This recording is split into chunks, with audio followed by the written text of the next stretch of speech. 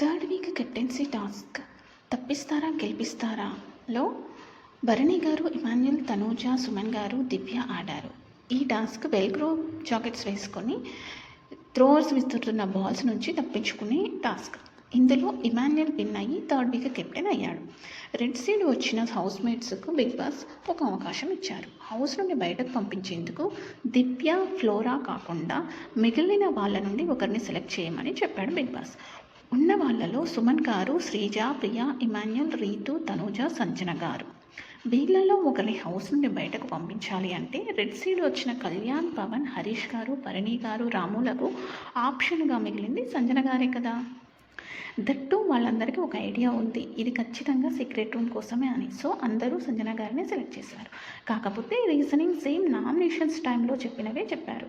పవన్ ఆమెకు నచ్చిందే చేస్తారు, ఎవరి మాట వినరు అని. హరీష్ గారు సునీల్ గారి పర్సనల్ థింగ్స్ తీయడం ఈవిల్ అని. రాము ఆవిడతో ఉన్న వాళ్ళని బాగా చూసుకుంటారు కానీ నన్ను కొంచెం తక్కువ చేసి చూసినట్లు అనిపిస్తుంది అని. భరణి గారు ఈరోజు దివ్య బట్టలు తీసి దాయడం అనేది బాగాలేదు అని చెప్పారు. కాకపోతే సంజన గారు కాకుండా సెకండ్ ఆప్షన్ ఇంకేమైనా ఉందా అని అడిగారు. అందుకు హరీష్ గారు ఉన్న వాళ్ళలో సంజన గారు తప్ప వేరే ఆప్షన్ లేదు అన్నారు. కళ్యాణ్, సంజన గారి వల్ల మిగతా వాళ్ళు డిస్టర్బ్ అవుతున్నారు, నెగటివ్ వైబ్ ఉంటుంది కాబట్టి సంజన గారినే సెలెక్ట్ చేద్దామన్నాడు. ఫైనల్గా సంజన గారు హౌస్ బయటకు వెళ్ళి సీక్రెట్ రూమ్కి కూడా వెళ్ళారు.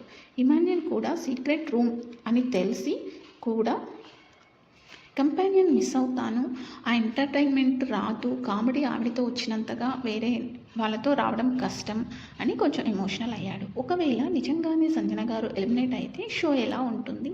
మీరైతే ఉన్న వాళ్ళలో ఎవరిని బయటకు పంపించేందుకు సెలెక్ట్ చేస్తారో చెప్పండి. Thank you for watching.